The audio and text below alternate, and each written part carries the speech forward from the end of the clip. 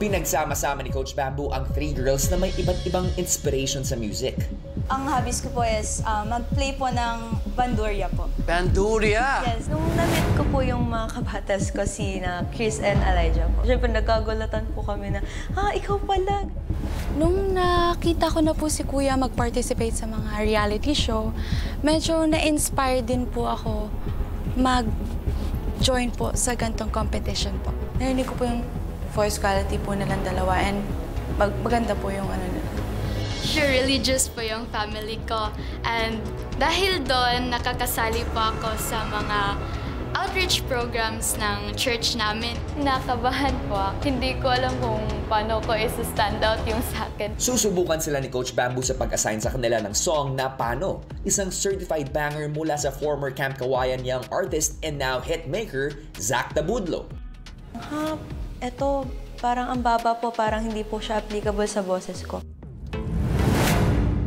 Bakit ko pinili yung kanta to para sa inyo? Based on your auditions, I just want to test you guys now. What can you guys show me pa? Nakakabaliw nung malabas sa iyong bibig. It feels like an Alicia Keys song now. Parang ganun. We'll try to make it more Bruno than Alicia. Okay?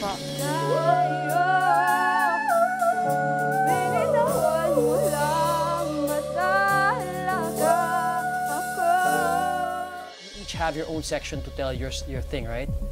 So, yun ang importante. Like, how do you create levels within your section lang?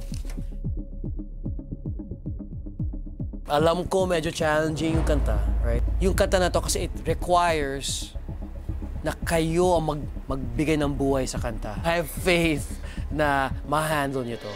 Yung pipiliin ko is who's gonna sort of have the chops to own this song.